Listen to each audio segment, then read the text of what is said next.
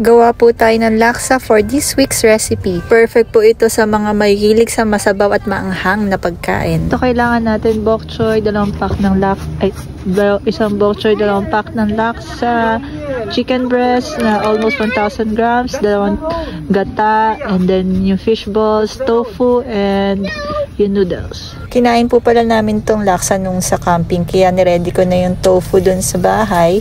Kung mapapansin nyo, binake ko na siya. Pwede din nyo po air fry kaso masyado marami. Niready ko na rin po yung sibuyas at bawang sa bahay para hindi na ako maghihiwa at maghuhugas dun sa campsite. So ayan po, pinrito ko na po yung mga fish ball tsaka shrimp ball para sa laksa natin. Sabaw siya na noodles.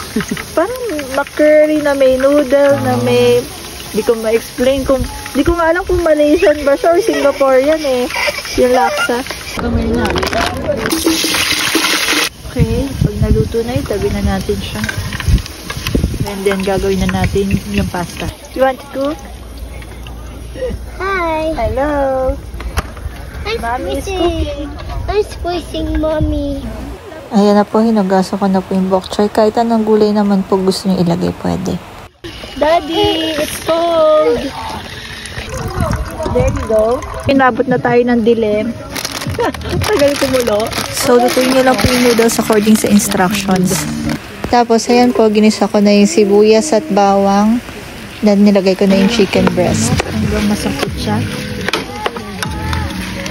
Tinatawag na. Pinabot na po ako. Tagal tumulo eh. So, isang pack po, 1,600 ml of boiling water ang kailangan. So, nilalagyan ko to ng 400 ml na gata. Tapos, yung matira is yung boiling water. So, 1,600 minus 400 ml. Ganyan. Pero hindi naman kailangan eksakto. Depende naman sa panlasa nyo kung ano yung gusto nyo. Mga 4 po na boteng tubig. Kasi 500 ml yan, no?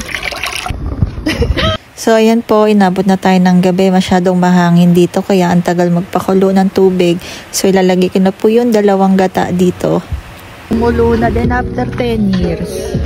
Kaya halo ko na po yung nagisa kong chicken. Pero usually, after ko igisa, doon ko nang pinapakuluan eh. Kaso ngayon, ang tagal. Kasi tumulo dito, nagka-camping kami. Kaya, hindi ko na. Ganun na lang ginawa ko. Okay. Lagay na rin yung sauce. Laksa. Yung recipe po pala na ito, pang 2 batch po ito na laksa. Kaya medyo marami. Haluin lang natin. Pang painit. O, lagay na natin tong tofu. Ha? Then, lagay na po natin yung fish ball. And then, yung bok choy. Ayan na. Ready na. Lagyan nyo ng noodles.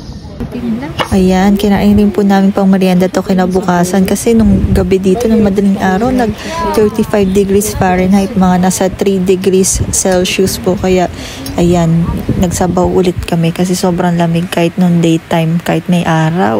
Yung, dagdagan natin na noodles. Sana po magustuhan nyo. Please follow for more weekly recipes. Thank you!